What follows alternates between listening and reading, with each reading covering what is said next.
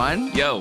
What is up? Welcome back to the Tone Time podcast, where we shit talk and have a good time, and hardly ever talk about tone, but there's no, there's not any, is there? What's that? Tone talk. Yeah, there's a bit. There's some. I think, yeah. Guys, some. There's like 1,000 tone podcasts, and they're all kind of boring at some point because there's only like so many fuzz pedals you can talk about. Hey, man. You know what I'm saying, dog? I love fuzz pedals. I know you do. But yeah, anyways, welcome back. Welcome. Episode numero 4. Hot damn diggity. Almost forgot. We are rolling, dude. Dude, we finally figured it out. Did something, dude. Yeah. With our lives. All those How years, long have you been talking about all this? those years at MI finally paid off. Oh, boy. This podcast is proudly sponsored by... Oh, God.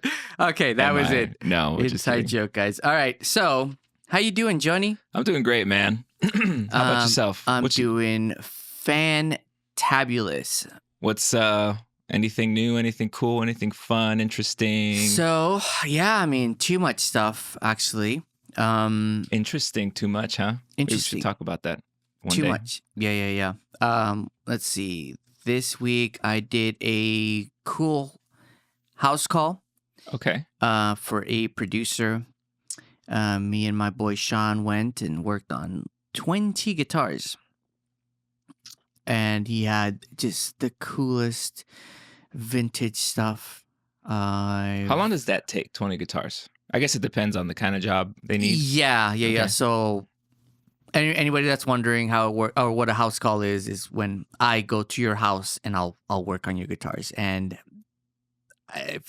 please don't hit me up if you have one guitar. Like it's, I was literally about to. Is that a really affordable option? No, so there's a minimum. And all the information's up on the website. You can go check it up out there. But yeah, so we did 20 guitars, and it took.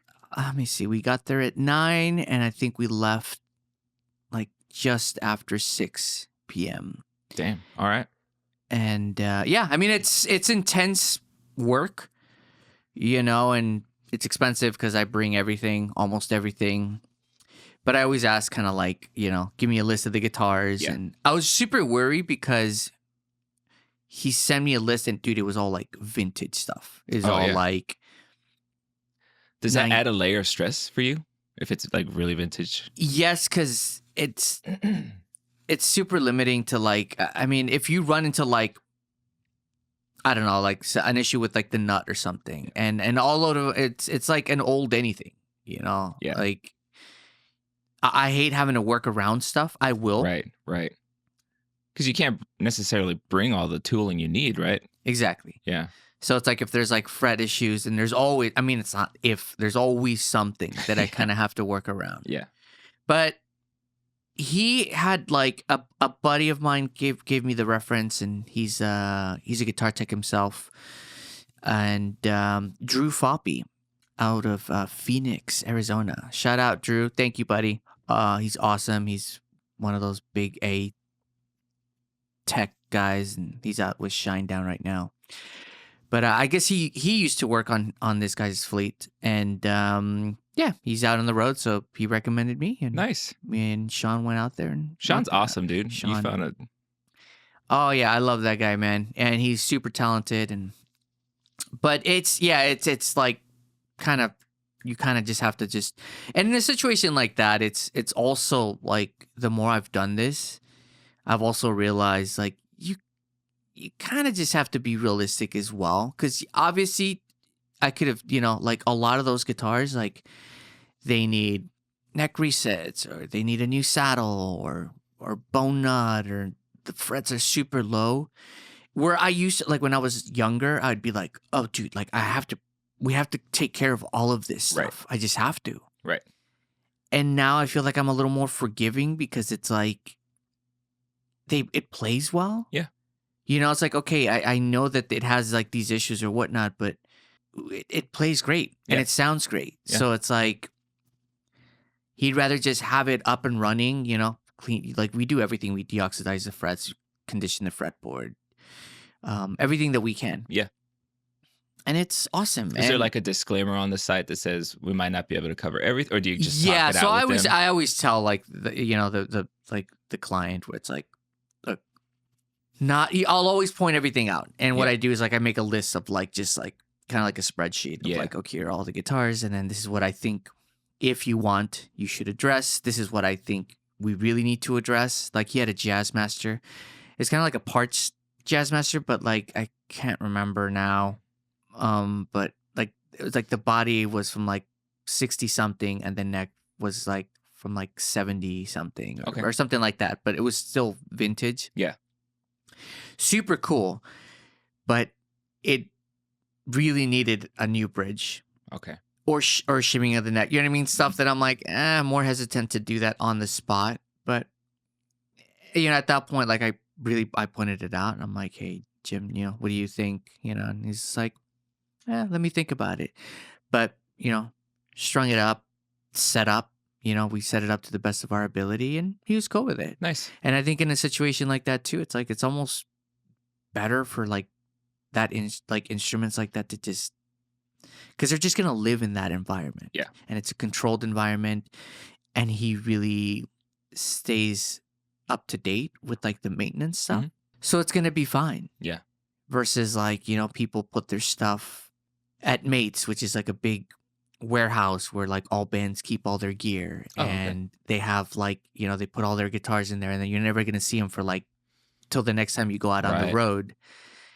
And it's like, oh, dude, it's just deteriorating in there. Yeah. Because it's a hot ass warehouse, and then it's cold during the winter. And a lot of times, do you find that, or I guess, does this happen where perhaps like after the last show, maybe it wasn't wiped off or whatever, and you get it and it's all grungy? oh, yeah, dude, just, like, big time. I mean, yeah, 100%. That's gross. Even me, like sometimes it's like you finish a gig, Yeah. you grab the guitar, you throw it in the boat, You got to run. in the vault, you lock it up, and then that's it. And I'm not gonna see that guitar for another 3 months. Right. And then you grab it, and it's like, oh damn, yeah, I forgot. You know, like sometimes it's not lazy, it's just out of necessity. Right. Because it's just like, dude, you just have to Got to get out of there. you just got to get out. If you're lucky, you work for an artist that like will give you like 1 or 2 production days before you start up again. Oh, cool. Yeah. And then you can go in and kind of just clean Nice. it and restring everything. And You know what I'm going to manifest for you? I was just thinking about this. I hope that one day Carl Verheyen calls you for a house call to set up all of his strats exactly how he likes. that guy brags about him doing his own setups, so that's fine. That'll Pass. take you 2 years. Pass. Yeah. No, I'm just kidding. but yeah, that's it. How about you? Nothing crazy.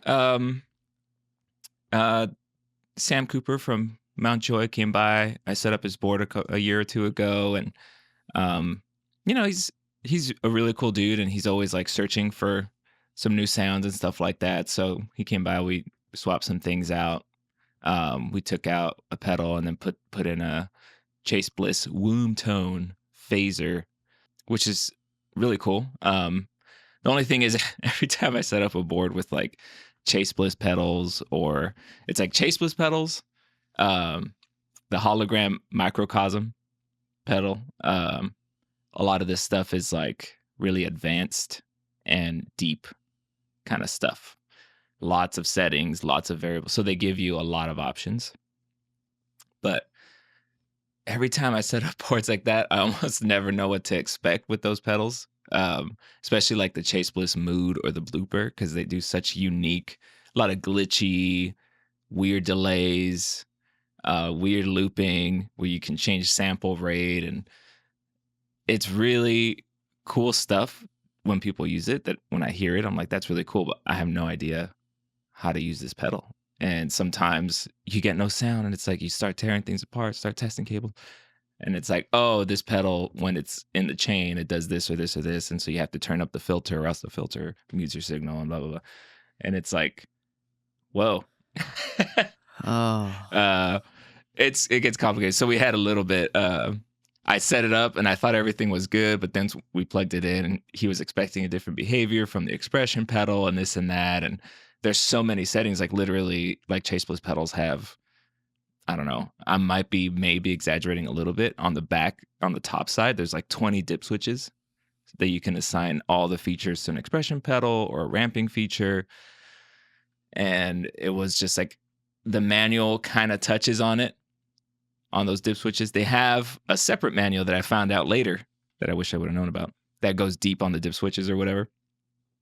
So while we were here, it was like literally turning that one on to this one on, and we couldn't figure out. Basically, he wanted to adjust the rate from an expression pedal. So pushing down was slower and then coming up was faster. And we were like, how do we do the opposite? And going back and forth. And we finally figured it out. And it sounds really cool. I like a Phase 90, which is a phaser with a single knob. Yeah, the Speed. MXR one, right? Yeah. And so when a phaser comes with like 6 knobs and 3 toggle switches, and I'm like, whoa, I'm a little old school, I guess, in that regard. But it's cool. You learn with those pedals, you learn something new every time. And you add it to the list of things to check when you set up a board like that. God, that sounds like such a pain. It can be. In the ass, dude. It can be. He's a really cool, I actually discovered the band because I started working with them and I was like, let me check out what they're doing. It's not something I would normally be into, but it's actually really cool stuff. And he has really cool ideas. When he tells them to me, I'm like, okay, yeah, we can do that. And I'm thinking like, how's that going to sound? How's that going to work? And then I hear him play it and I'm like, oh, that's killer. I could never come up with that, but good on him. Really cool stuff. Oh, I mean, yeah, I guess. I think it's just stuff like that as a tech, and I'm like, I can imagine. You're just expected, this expectation as to like, well, you're supposed to like just know how everything works all the time. Yeah. Yeah. It's almost kind of like if you're like a car mechanic and I don't know, now people are like bringing you Teslas and you're like, right. Yeah. I don't. Yeah. I mean, there's some early on when I first started doing it, I wasn't really seeing a lot of those pedals. And so the first one that I started seeing that stuff, I was like, whoa, how does this, like you turn it on, it's like, what's that sound? I'm like, do you think that's like, is it necessary? Is it overkill? Is it like, you mean the amount of control or like, yeah. I guess it depends on the kind of player you are. That kind of stuff overwhelms me personally as a player. Yeah. As a nerd, as a guy that builds rigs, I think that stuff is really fascinating. And it makes me curious, like, oh, I want to hear what they do with this. That's really cool. Yeah. But I don't know. I guess some people like that much control. I do, like I said, I do find it overwhelming when I try to like I said, I like to just turn up the rate on a Phase 90 and I'm like, hey, cool, that works. Yeah. But everyone's got a different vibe and a different approach. And I guess sometimes having different presets available from a phaser can be useful. He's using his as like, I think in their live show, they must have moments of like transitioning between songs and sections and some jammier extended stuff. So he likes to have options for like, so for example, one of the settings on the phaser he's using, as they're building up, he has the phaser set wide and slow. And then as they get to like the peak of a song, he's like sweeping it up. So then it goes, and it sounds like a laser beam. And then they go into the next section or whatever. So it's real experimental. And that's cool. Yeah. Any music news? What do you got? What did we say? We were talking about it earlier. Fender is still not evil. Fender's still not evil. Fender's is still, Fender with the whole thing with the reverb.com. Reverb. It is yet to reveal itself to see if it's going to be good or bad. Okay, that's cool. I still think about it. I'm like, I don't know I don't know. It's just a big corporation. Just probably another revenue source. We'll see. Yeah. But did you write any notes down on your little sheet there? No. Music no, we talked about it. We did? What was it? You said that Dave Matthews was going on tour, and I was like, dude, that's literally, who cares? You and like 3 other nerds. Me and 3 other nerds. Is it a guilty pleasure? I don't know. I don't want to call it a guilty pleasure. I don't feel bad about it, but I know it's weird to a lot of people think it's weird. I'm a huge Dave Matthews Band fan. Why do you think it's weird? That they're going on tour again? No, people think it's weird that I like them. Oh, no, I don't have a problem with that. I just think it's funny that like, Well, I literally, didn't fancy you. I think they never stopped touring. Yeah. Yeah, So that's it's why. not really news. It's not really news. But I will say last year they did not come to California. So I am going to see them at the Kia Forum, and that'll be my 9th time seeing them. Really? Yeah. I can't imagine seeing any band that I like 9 times. Well, a lot of it was in my younger days, and my dad took me a bunch of times, and I went a few times with friends, and it's always, I guess it's funny. It makes me, because I don't get at all like the Grateful Dead crew or the Fish thing. They have their caravan of people that follow them everywhere. With the Dave Matthews Band thing, I kind of used to feel like, oh, we're part of a thing here, like it's a little community or whatever. And that was cool. And so I know they're a completely different band now. They lost a couple members over the years. And so I don't know what to expect. Like they died? The saxophone player died. And then the violin player got accused of some sexual abuse allegations, and it was a vibe, I guess. And that's so funny. Big bands like that have like, you know what I mean? Like, the one just guy. Imagine, like Dave Matthews, the one guy, like just like, hey man, this guy plays harmonica. It's like, great. You want to be in the band? It's like, I think that's literally what it was. They were like, hey, this guy plays, the saxophone or whatever. It's like, dude, that's great. Do you want to be in a band? Yeah, exactly. Like, how many people are in the band? Now there's 3, 4, 5, 6. 1, 2, 3, 4, 5, like 6, I think. Oh, okay. I just say 7, like 13 or something. 7. No. Anyways, great news, Johnny. Yeah, I'm stoked. The big news is Johnny's gonna go see. Gonna relive my youth. Am I gonna be disappointed, or will it be the best time of my life? Stay tuned. Stay tuned for a few months, because it's not for a while. Yeah. All right. Well, all right, guys. So today's topic, we were discussing about this yesterday, actually. Yeah. I feel like a lot of these topics just kind of go off of our conversations and our frustrations, and which I like. I think that's cool.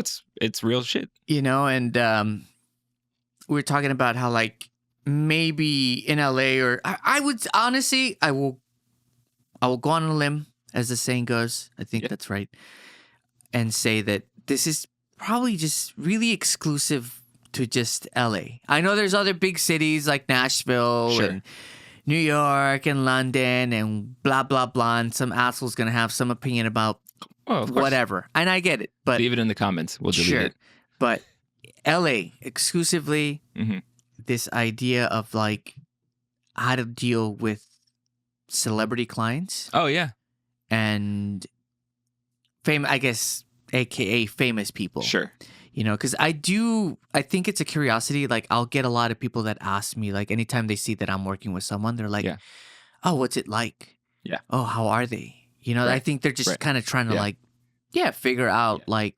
I mean, I've also had people tell me like, oh, it must be so nice to have your rig business in LA because, you get all these cool clients or whatever.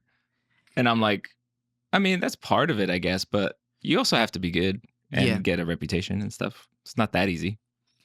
And then I'll say this, that we are defining famous people in quotations as, I guess established rock stars. Like major celebrities. Yeah, major celebrities. Influencers, probably. And influencers. Yeah. Because, you're dealing with influencers that are like, they have like a million followers or more. Yeah. Like they're like famous. Yeah. In a different way. Yeah, for sure. But so, yeah, I mean, what do you think, Johnny? In your experience, is it all that it's kind of looked up? Cracked up to be? Yeah, cracked. That's what I was trying to come up with. Particularly early on in my experience, but still, there is an extra layer of stress, I guess, because not only are you dealing with the so-called celebrity, oftentimes you're actually not dealing with them. You're dealing with a manager, a tech, or whatever. But there's this extra layer of stress because so many people are involved down the line working for them that work for other people too. And if you don't do good with this camp, the person that's involved with other camps is not going to recommend you or even go the other way and say, don't hire him or whatever. So you want to do a really good job. That's also aside from the fact that celebrities, famous people, etc., tend to be a little more eccentric or are used to just snapping their fingers and getting what they need or what they want, don't understand why they can't get what they need or want. And that then means you have to be able to communicate a certain way, know what to expect, how to almost like anticipate as you're talking to them in the beginning, what kind of, character they are, you could say. And that could be tricky because sometimes you start hearing them, you're like, oh, I don't think they know how this actually works. Sometimes they do. They know every single detail and they're really specific about stuff. So I don't know. I find after a few years of doing it, it's kind of streamlined a bit. And now I can kind of anticipate certain qualities and know how to navigate that stuff. But I don't work with as many as you do. So what's your experience like? I'd say overall, really positive. Sure. Yeah. Really great. I love all of them. No, I mean, I think at the end of the day, it's like, it's just people. It's just like, oh, you're just a dude. You're just but you're just worth this much and you're super uber famous. And you, I think it's just like the curiosity of like, when people ask you, and sometimes I forget and they're like, they'll be like, oh, dude, what's it like to work with such and such? And I'm like, oh, yeah, I guess that is a curious thought that you should have. And it's like, it's great. It might be an uncommon thing we take for granted now. I think it's that. Yeah. Like I remember one time you got mad at me because I built a rig for an artists, and then you got put on to tech for them. And you were like, what the fuck is this, dude? Like, none of this makes sense. And I was like, dude. Yeah. I was like, they asked for it to be wired backwards. Yeah. Yeah, and like, I'm sorry. Tech, I was like, I disagreed, but that's what they wanted. The pedals were wired the right way, tuner, overdrive, delay, reverb, or whatever. But the placement was opposite that. And you were trying to figure out because a pedal broke or something on the road because they used some cheap pedals on some of their boards. And you were like, what is all this? And I was like, why'd you do it this way? I was just so confused. I remember I was like, wait, like, why would you do this? Johnny did this. Like, but this is wrong. Like, why would you do this? Yeah. And then I think I texted you or something. And I was like, because that's how they wanted it. That's what they asked for. I was like, and that was like my first, I think, experience. And it was very stressful for me because they were asking for stuff that I was like, I don't think this is a good idea. Yeah. But I was just like, sounds good. Yeah. And it only caused them all the troubles that I anticipated were going to happen. For sure. And then they were like, dude, what's going on? And I said, finally, the last time I worked on those rigs, I was like, you asked for this. And honestly, I think this is a bad idea. Can we just, and they're like, oh yeah, sure. It's like, I should have just done that from the beginning. Just been honest. It is that experience, like being confident to say yes and no, regardless of who they are. Right. But then again, it's like I still wonder about things like, if let's say someone called me and was like, oh, dude, Slash needs a tech. And I'd be like, that's your boy. That's your hero. Yeah. And I'd be like, oh, okay, cool. And then you show up and it's like, okay, well, he likes this way. I'd be like, it is that extra layer of like pressure. Yeah, pressure. Stress is the wrong word. Pressure is right. Because do you choose to, sure, Mr. Slash, whatever you want. And then you deal with, this is fucked up. What do I do? Or do you just be honest from the get? Because I early on felt the pressure to just be like, yeah, whatever you want. Whatever you want to whatever makes them happy. Yeah. And then I was like, this is a mess. Well, because I think a lot of gigs then kind of, like you inherit gigs based on that. Yeah. Where it's like, and I do see that a lot. You come in and you're like, this person likes it this way. Let's say like a pedal board, like on stage and they're doing all their own switching. And you're like, but why is he doing his own switch? Like, I could be doing this. Like, we could like streamline the show. You know, you get these ideas like, well, we could streamline the show where like he doesn't have to worry about it anymore. Right. Like, it's not super complicated. Like, I could easily be doing this stuff. Yeah. But he's used to it this way and things like that. But then it's like, well then but then that adds like an extra layer of like troubleshooting and issues that are always there. And it's like, well, you know, but this is just kind of how it is. Right. And then it's like, well, and I've had, I mean, I think my first gig had a lot of that, where the artist, she really wanted the pedal board in front of her, but she played a lot of like acoustic instruments, but she didn't want a wireless pack on them. Right.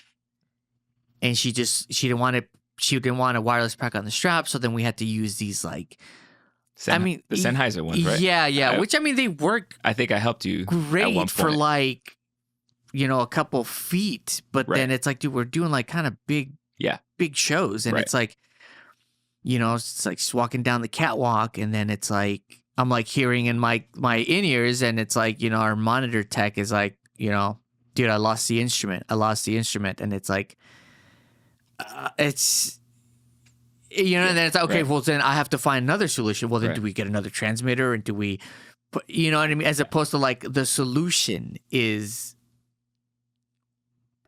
there's other solutions, but it's just, you're just not allowed because people are too scared to say. Right. Someone at some point was too scared to be like, look, this is a bad idea. This is not the greatest idea. Right. So you inherit that. Right. And then it's like, okay, well, then is it my responsibility to be like, let's not do this. Let's try this other thing. Right. You know, and certain people are very open to that, but a lot of people aren't. Right. And I've done a lot of gigs to, you know, at that caliber too, that are like, oh, I can fix this, but, you know, you kind of hint at it. Where it's like you make little like suggestions. Yeah. And then you see how they take it. Right. And if they have an issue with it, then it's like, okay, I'm not even going to go down. Feel it out. You push a little bit. I'm not even going to go down that path. I'm not. Yeah. You know, that's like on the road stuff. But I think that when it comes to the shop, like when it's stuff here, I think because it's kind of like my home and this is like really my specialty. Yeah. I feel very confident telling people like, this is bad. This is bad. This is what I suggest. And then this is the price. Yeah. And that's it, you know, because people, I don't know. I mean, I think this is maybe a misconception too, that it's like I'm maybe overcharging. Sure. When it comes to someone that's like a celebrity. Right. It's like, dude, no, it's the price is the price, whether you're a celebrity or not, you know, and it's. What's interesting too is that I think a lot of artists, especially celebrities that probably have bigger budgets and can get whatever they want. I wonder sometimes if there's an element of they just need this to work and get the sounds they want. They don't really care about gear. So when they come up with these ideas, can we just what if I just did this or this or this? And then I'm like, we don't have that yet. You know, that technology doesn't exist. Or, you know what I mean? Or like, you know, can I just like, is there any way to be wireless without a pack on my, you know? And it's like, no. But I'm also guilty, I find, of, or I was early on. I got to work with somebody who ultimately was a pleasure to work with. Can I say the name? It was a positive experience in the end. Jamie Hintz from The Kills. Yeah. My wife loves that band, and I have a lot of respect for what they do too. And he called me out of the blue. I think it was a referral from you, maybe. And yeah, it was, bro. 10%. Yeah, 10%, bro. And he had been working with his old rig for like 13 years. And he was like, yeah, I just want to update things, make things more flexible. I'm curious about MIDI. I've been looking into this or that or whatever. And at the time, I was just like, my go-to was, yes, technology. Let's do this. Let's get you MIDI switching. I'm on that. I'm like 100 miles ahead already. I'm like, yeah, let's do this and this and this. And he's like, yeah, that sounds pretty good. Yeah, sure. Built in the rig and everything. And then he came here to test it out. And he was a little bit lost because I think I jumped ahead too far. I was like, oh yeah, well you just do this and you program this. And he was like, oh, okay. I didn't know all that would be necessary just to do this. And I'm like, it's funny because I take for granted that I'm very experienced with this stuff, the technology and everything. So I'm just like, yeah, you do this and you program, you push this. And I don't think that maybe sometimes people are not as in tune to that stuff. And they're just like, that's a lot to do one feature or whatever. And then I was like, oh, dang. Okay. Then more and more of that stuff starts piling up because I didn't take the time to really communicate, like, what has your experience been with this kind of stuff? What experience do you expect? Are you into programming? Are you into coming up with sounds? Or do you need all that to just work seamlessly? Do I handle it? I didn't ask enough questions ultimately about their experience and their preferences. I just did basically what I thought was cool. And so it took a couple revisions to finally like get it dialed in. And finally, ultimately in the end, he was happy. Working with his tech directly too helped a lot. And so, but that was a big learning lesson for me because what I thought we were on the same page, we actually weren't. And I was afraid to tell him like, maybe this is not a good idea. Maybe you prefer this. He just said, I want this and this and this. And I was like, cool. Yeah, let's do that. And we'll do all of this other stuff. And it was a kind of a reality check for me, I think. Yeah, I mean, I think especially nowadays where it's like I feel like a lot of these like bands that have been established and are used to their gear that they've had for like Right. the last 20, 30 years or Yeah. whatever. And all of a sudden it's like you're seeing all this other stuff and it's like, dude, it's natural to Sure. want to, like dip a foot in it and be Right. like, damn, this is like, all right, that looks super. You're telling me that this is the only thing that I need to bring?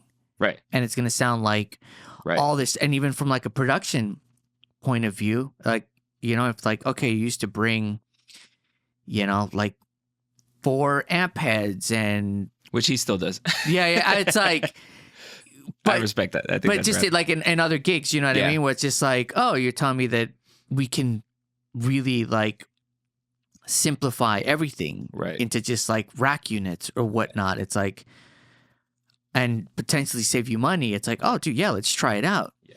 And then you get into it, and then it's like, fuck, this is pretty in depth, and Yeah. it's not sounding like the way I thought it was going to sound. And same goes for a lot of older techs that I feel Yeah. like are like, well, my player got this thing, and now I kind of have to learn how to use it. Yeah. And it's like this. Thankfully, growing... Jamie's tech, sorry to interrupt, Jamie's tech was already hip to RJM Mhm. gear. Mhm. So once we started communicating, I was like, here, just upload this file and all the settings will be there. And he was like, great, easy. And he said, hey, can you remind me how to do this thing? And I'll be like, yeah, do this. And once having someone experienced with that stuff on Jamie's team was ultimately super helpful because now Jamie can just play. Yeah. And me and the tech can just. Because ultimately, that's what you want. Ultimately, you just want as a player, any Right. player, like any artist, you just want to just be able to just walk on stage and just do your thing. Right. The last thing you want to be worrying about is troubleshooting. Right. You know what I mean? Yeah. Like, it's like, dude, it will, and it does. It affects the performance. Right. And You did just remind me the ultimate thing that I should have spoken up about in this situation was it was very last minute, and it was like, we rehearse next week. Can you build this? And I was like, yeah, whatever you need, Jamie. And I went hard. There was a couple late nights and stuff like that. And then they get it. And then the pressure's on now because they pick it up and you're seeing that he's like, oh, this is a little bit different than I expected. I can get the hang of it, but rehearsal's on Monday and it's like Friday. Now I'm like, oh shit. I should have said, maybe keep your old rig for this run or whatever until you can come back. I don't know. Come up with something to like help them transition into it instead of like, oh shit, like you have no time to get used to this or figure out, it's all new stuff. So you think that because, he is in an established band, aka he's famous, it did add that extra layer of like pressure for you. Yeah, it did for sure. And I just was like, yes, whatever you want, Mr. Hintz. You know, I should have just, now I'd be like, that's cool. How much time do you have between when you picking it up and rehearsals or whatever? I don't know, 2 days or a week. Okay, well, consider that maybe, you know, there's this and this and this involved. If you're prepared for that, let's do it. Or maybe, does your tech know? Whatever. I don't know. Come up with different ideas to like help the transition. Because, yeah, I mean, gear is a lot more flexible and easier to use, but at the same time, more complicated now. And when you've been using the same thing for so long, and he literally said, he was like, oh, this is nothing at all like my old rig, you know? And I was like, yeah, but we actually ended up basically recreating his old rig with new gear that was more reliable. So Yeah, it all works out ultimately, but I should have just asked more questions. for sure. I was just afraid to, because, you know, he's somebody I look up to. Yeah. Of course. Yeah, I think that's the hard part, you know? It's like, oh, I used to listen to you guys.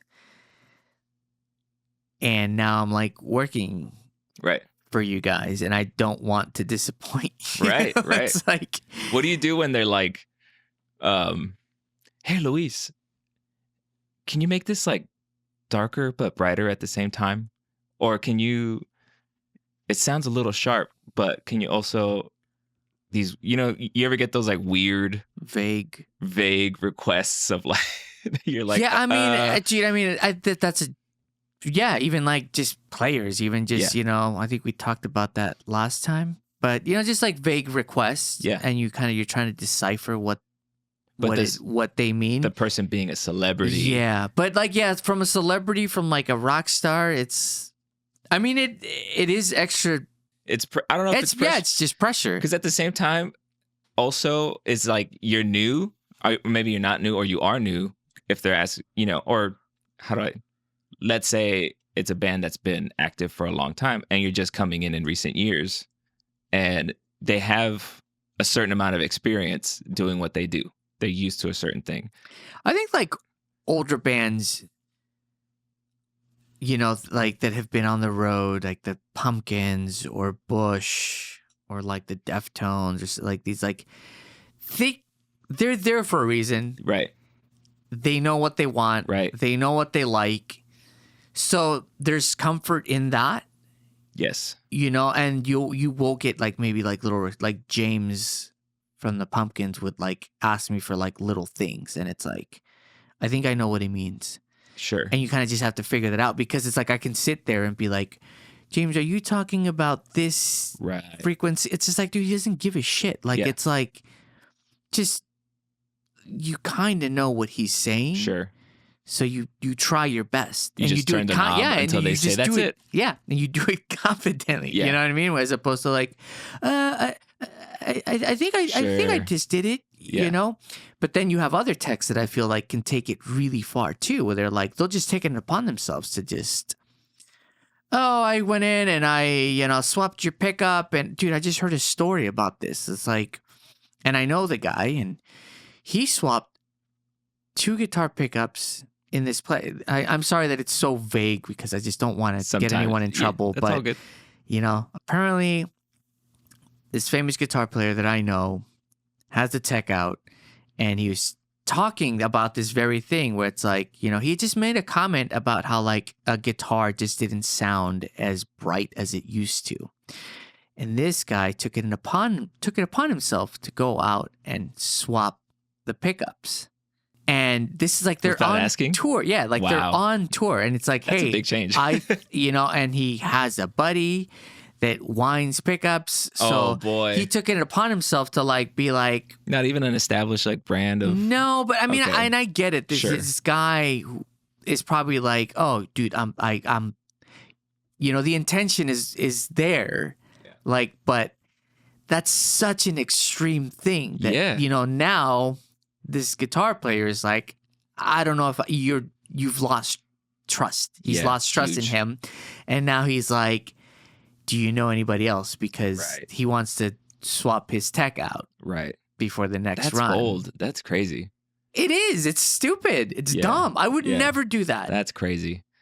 Do you know what or not the complaint? What was the issue that he was trying to solve that the artist was asking for?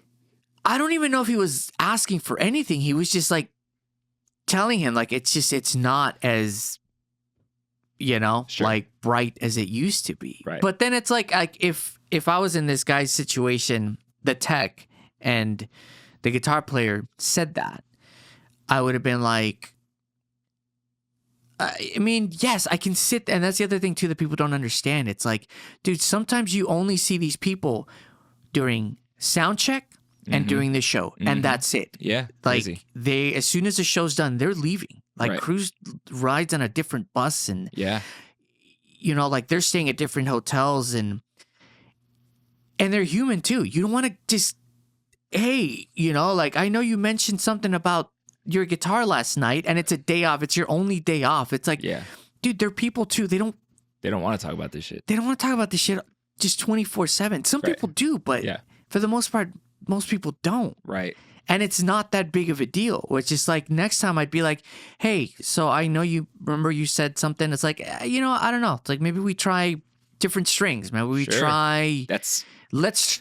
much easier. I don't know. It's like it could have been the venue. It could have Right. been these amphitheaters that we're playing. Like Yeah. there's so many variables. Move the mic on if it's an amp. Dude, you there's know. so many other things. Yeah. But to just take it upon yourself to just swap these pickups out. Yeah. And then to Sometimes- kind of in your head, it's like I think like he's like, I'm gonna hook up my homie who makes these pickups. Ugh. That. And now he's going to be able to say that, like, oh, dude. And you know what? They could have been great pickups, Right. but also, like, that conversation was never had. Yeah. Right.